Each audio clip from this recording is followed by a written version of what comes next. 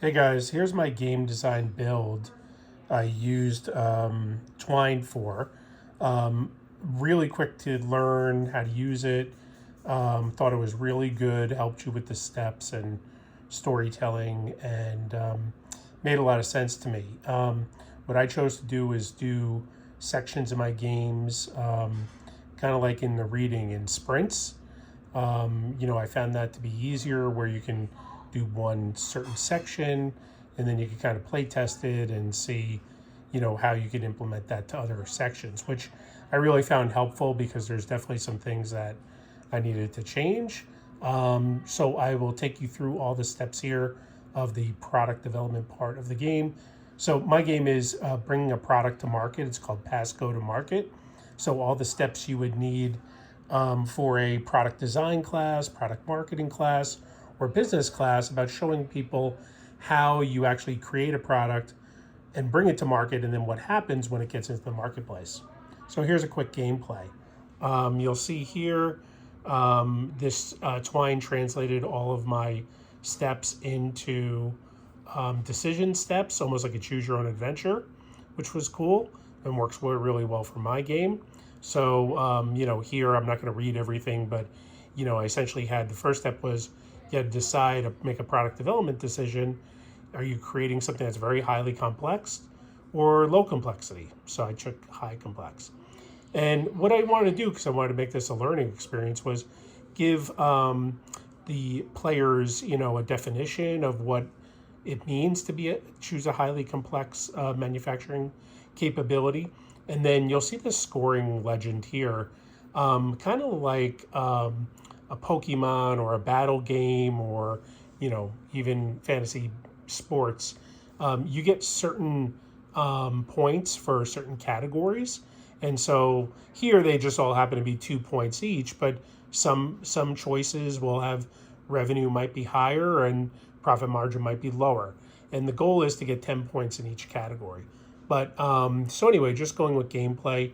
So, you chose this and then you move on your distribution strategy and a little bit about what distribution strategy is and what your choices could mean. So let's just say it's your specialty market.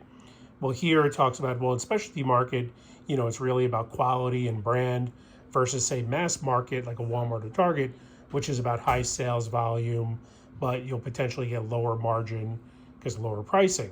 And so, again, this just happens to be 222, but the scoring is varied. And then from here, it naturally would lead you into a targeting strategy of concentrated and what that is and what you get here. And that takes you on to the next step. Now, this is something where, if going back to, the overall game, here you'll see there are certain decision steps along the way. And then I made this environmental factor card in the middle here is sort of like a wild card.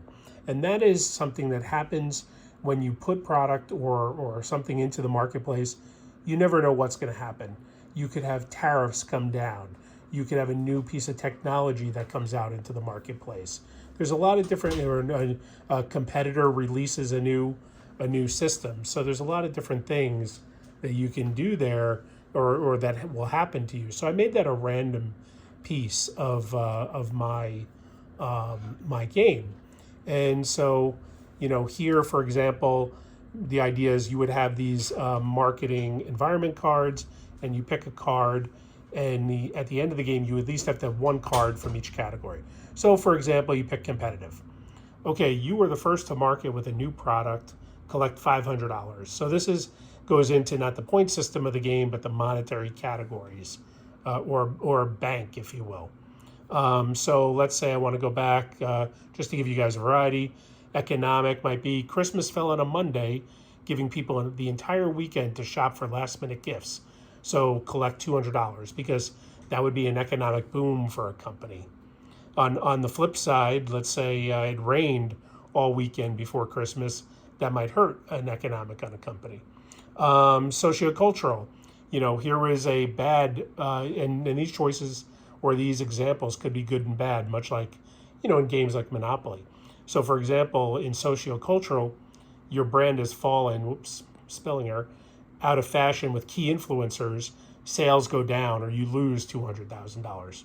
So, there are these random points along the board where these marketing environment cards will come into play that affect people's monetary. And then, here, like next step. And then this brings you back to the product development edition, or what I'm calling product development stage 2. And so, here it'll be something how you continue your product development, and there'll be choices here, and then get into marketing and sales again. And kind of, it kind of represents, as you move along in the product life cycle, you always have to change up your product development. You have to change up your promotion and your marketing. How do you expand your sales? So I didn't get this far yet. I really wanted to test the water, or run water through the pipes, as they say, with the bigger piece. So anyway, I found Twine really helpful.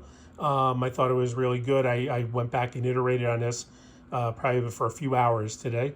And I'm looking to take it to the next step on the different areas of my game. Thank you.